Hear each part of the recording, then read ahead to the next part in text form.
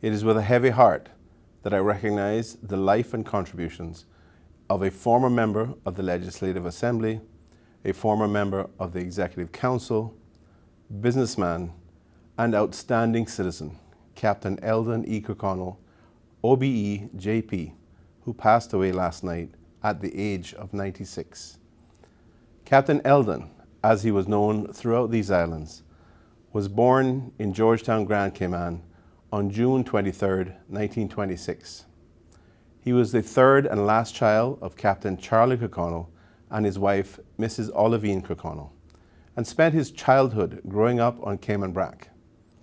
As a teenager, he left the Brac to pursue further education at Monroe College in Jamaica.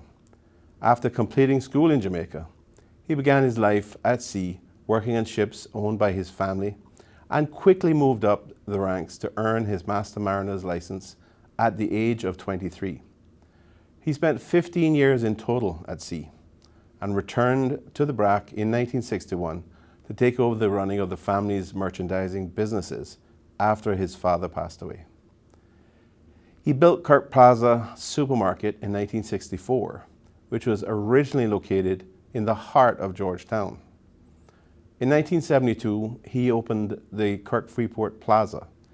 From its humble beginnings as a few jewelry counters in the grocery store, Kirk Freeport became the largest independent duty-free enterprise in the Caribbean, serving visitors and residents alike.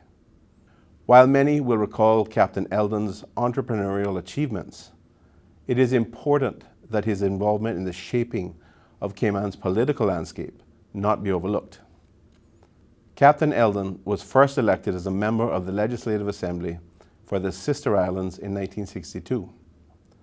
As a member of the National Democratic Party, he ran on the ticket led by late national hero Honorable Ormond Panton. He stood for election again in 1965, but this time he successfully ran as an independent MLA for Georgetown. After the 1965 election, he was selected as a member of the Executive Council, the predecessor to Cabinet, where he served alongside national hero Honorable Desmond Watler, who was an official member, and national hero Honorable William Farrington. Captain Eldon did not contest the next election of November 1968. Despite having stepped away from representational politics, he was once again called upon by the administrator, the late A.C.E. Long, to serve as a nominated member of the Executive Council. He joined the late Mr. Benson Ebanks, the late Mr. Trevor Foster, and late national hero, the Honorable William Warren Connolly, who all sat in the Executive Council. Author J.A. Roy Bodden notes that Captain Eldon's appointment to serve in EXCO at the administrator's pleasure was viewed as giving elected members the benefit of a well-balanced person who successfully divorced his political career from his business interests.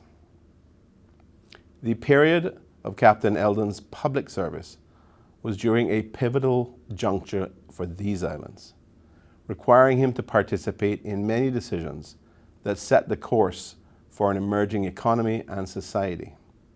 It should be noted, however, that he would have sat as an MLA and member of Executive Council in what is now Constitution Hall.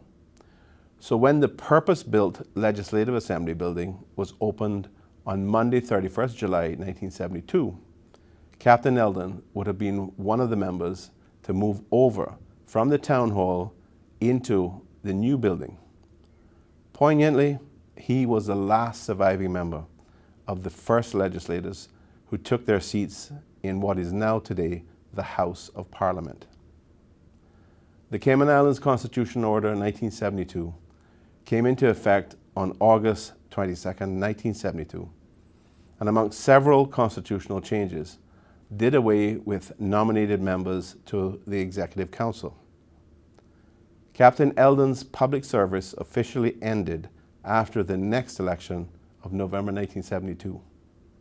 However, it is important to note that Captain Eldon took his place in Caymanian history as one of the last two individuals to serve as nominated members of the Executive Council. Captain Eldon's political journey was certainly unique. He represented 2 separate districts, ran as a member of a political party, and then again as an independent. And even when he did not run, he was still called upon to serve in the Executive Council. Captain Eldon was a humble and soft-spoken gentleman. Indeed, he was classed by many as a consummate statesman. But those who knew him also knew of his devout faith and service to his Lord. This was particularly demonstrated in his commitment to the Chapel Church of God movement in the Cayman Islands. He also believed in quiet philanthropy, giving with no desire for recognition in any shape or form. On a personal note, I had the distinct pleasure of knowing Captain Eldon very well. He loved the sea, he enjoyed fishing, and he had a sharp wit and sense of humor. On behalf of the government and the people of the Cayman Islands, I wish to extend condolences to his devoted wife of 68 years, Miss Pat, who supported him throughout their incredible journey and lovingly oversaw his care in his later years.